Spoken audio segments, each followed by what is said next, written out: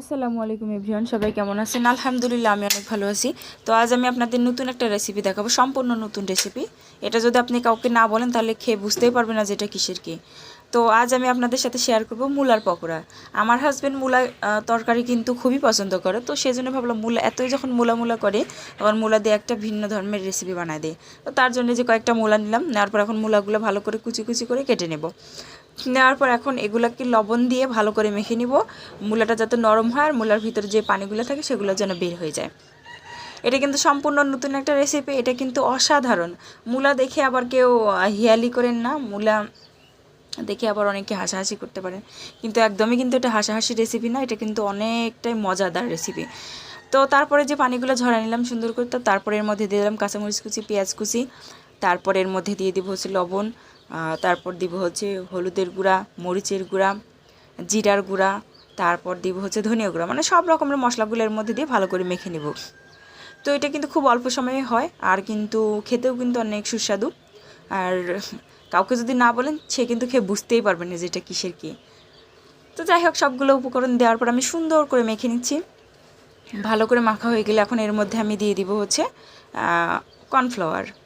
কর্নফ্লাওয়ারের পরিবর্তে কিন্তু আপনারা এর মধ্যে হচ্ছে চালের গুঁড়াও দিতে পারেন, কিন্তু কর্নফ্লাওয়ারটা দিলে ভালো হয়, মুসমুসে থাকে। এই যেখানে আমি 2 টেবিল চামচ পরিমাণে দিব কর্নফ্লাওয়ার, তারপর এর মধ্যে দিব 2 টেবিল চামচ পরিমাণ হচ্ছে আটা বা ময়দা, যে কোনো কিছু একটা দিতে পারেন।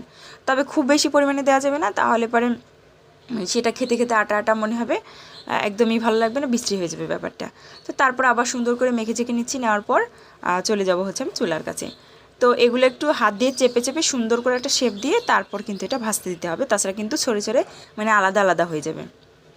তখন কিন্তু আর পকোড়ার সাইজ হবে না, দেখতেও ভালো লাগবে না, তখন একটা হিজিবিজি ব্যাপার হয়ে যাবে।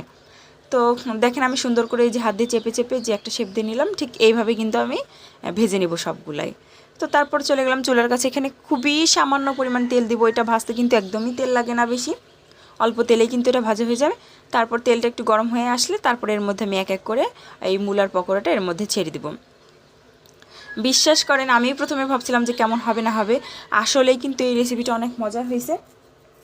আর এটা এমনিতেও খুব ভালো লাগে, কিন্তু গরম গরম ধোয়া ওঠা ভাতের সাথে মানে কি যে একটা দারুণ একটা টেস্ট যে আসে, মানে কি বলবো, এটা না খাইলে কেউ বুঝতে পারবেন না। এটা এতটাই মজাদার, এটার প্রেমে কিন্তু আমি পড়ে গেছি। যেহেতু এটা আমি আমার হাজব্যান্ডের জন্য বানাইছিলাম, কিন্তু এটা এখন আমারও পছন্দ হয়ে গেছে, এখন এটা আমি প্রায় ট্রাই করে খাবো। যেহেতু এটা মূলার সিজন, মূলা আছে প্রচুর পরিমাণে, টাটকা টাটকা মূলা দিয়ে বানিয়ে খেলে এটা আরও ভালো লাগবে। তো তারপর আমি একটু সময় নিয়ে এপিট ওপিট ভালো করে উল্টে পাল্টে ভাজিয়ে নিলাম। ভেজে নিলেই কিন্তু হয়ে গেল সুস্বাদু মূলার পকোড়া। তো আমার যদি এই ভিডিওটা ভালো লেগে থাকে আপনাদের, তো অবশ্যই লাইক করবেন, কমেন্ট করবেন, শেয়ার করে দিবেন।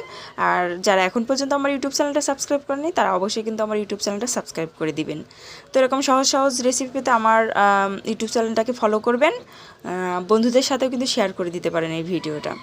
আর আজকের রেসিপিটা কিন্তু সত্যি সত্যি অসাধারণ ছিল, কিছু মানে বলার ভাষা হারিয়ে ফেলছি আমি, এতটাই সুস্বাদু ছিল। তো ভালো থাকবেন, আল্লাহ।